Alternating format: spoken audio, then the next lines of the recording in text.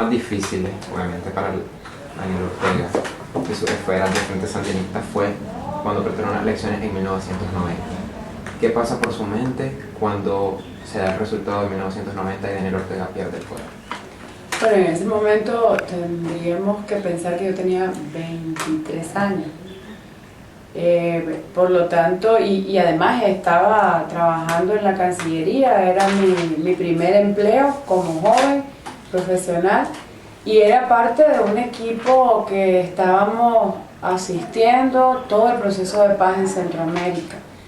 Y los acuerdos de Esquipulas fue lo que permitió que en Nicaragua se dieran elecciones y encontrar un acuerdo al conflicto armado.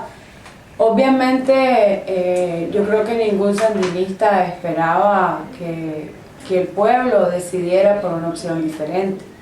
Yo creo que no se puede negar que fue un golpe que luego se transformó en un golpe que nos llevaba a todos a tener la humildad de reconocer que por distintas razones la revolución era para muchos fuente de miedo o fuente de contradicciones.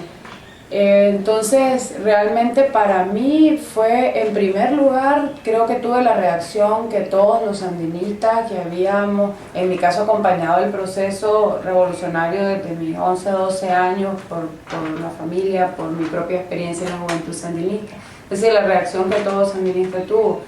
Creo, sin embargo, que también cada persona, de todas las grandes crisis salen oportunidades.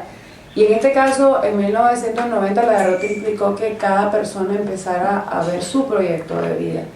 Y para mí, pienso que es el momento en que, a la par de eso, me veo por primera vez saliendo fuera de la casa donde vivía y al mismo tiempo me veo dando pasos propios. Al final, el desquebrajamiento de la revolución, del Estado revolucionario, implicaba que cada uno decidiera cómo continuar la revolución por otros fines. Yo empecé, por ejemplo, logré reintegrarme en la universidad, empecé mis estudios de sociología precisamente al año inmediato.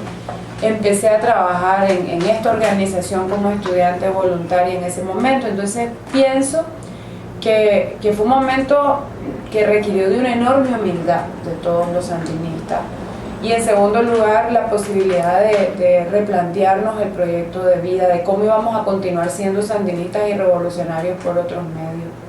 En algún momento, porque se puede decir que después de que pierde el poder el Frente Sandinista en 1990, existe como que una gran diferencia obviamente con el poder que tenía Daniel Ortega ya a partir de 1990. Se puede decir que a partir de ahí fue donde comienza la verdadera transformación de Centroamérica a nivel personal interno. Efectivamente sí, porque creo que incluso mucha gente, el salir del Estado, el Estado, el poder político, te da una perspectiva unilateral. Te acostumbras a no escuchar. Probablemente yo era como militante que había permanecido dentro de un proyecto además en defensa militar de la revolución. No habíamos logrado escuchar lo suficiente, no hemos aprendido a escuchar. Y yo creo que todos los que salimos de esa estructura del Estado, igual los que salieron de la estructura militar, empezaron a caminar realmente por la vida cuando se desquebraja ese proyecto. En mi caso, tengo que decir que dos hechos relevantes, tres ya posteriormente. El primero, el tema de que empiezo a estudiar en la universidad. La UCA para mí fue yo no solo la recuerdo como mi alma mater, sino también como el espacio que acogió todas las contradicciones de una generación de sandinistas que llegaba a querer aprender cosas para enfrentar un nuevo momento en la historia. Y éramos esa generación del 90 al 91 en la UCA de sociología. Hoy tenés personajes, con todo el que quiero mucho a mis compañeros, pero empezar a estudiar implicó empezar a reflexionar, porque nos pusieron frente a nosotros todas las teorías, las que estaban y las que cayeron, todas las corrientes de pensamiento, las vigentes y las que parecían no vigentes, porque era un momento de construir algo nuevo.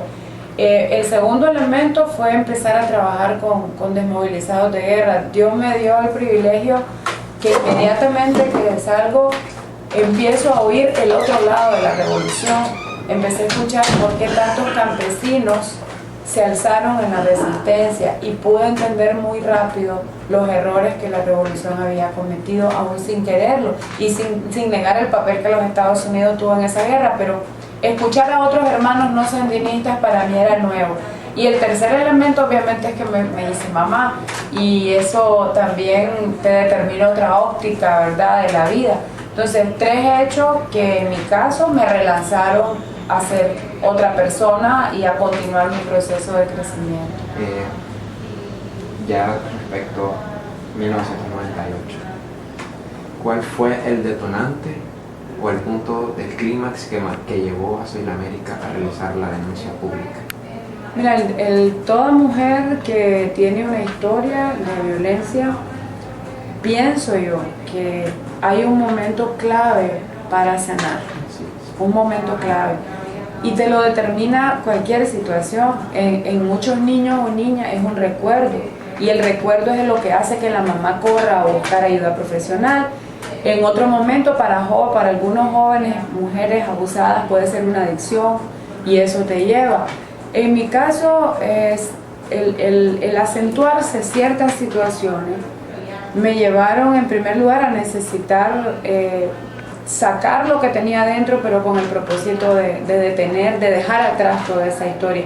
Es importante decirte esto porque todos los hechos que yo he tenido en mi vida, todas las decisiones más difíciles, siempre han tenido que ver con la necesidad de sanar, nunca con una intención política, sino con una necesidad de dar un paso en una dirección diferente porque es lo necesario para una nueva etapa de la vida.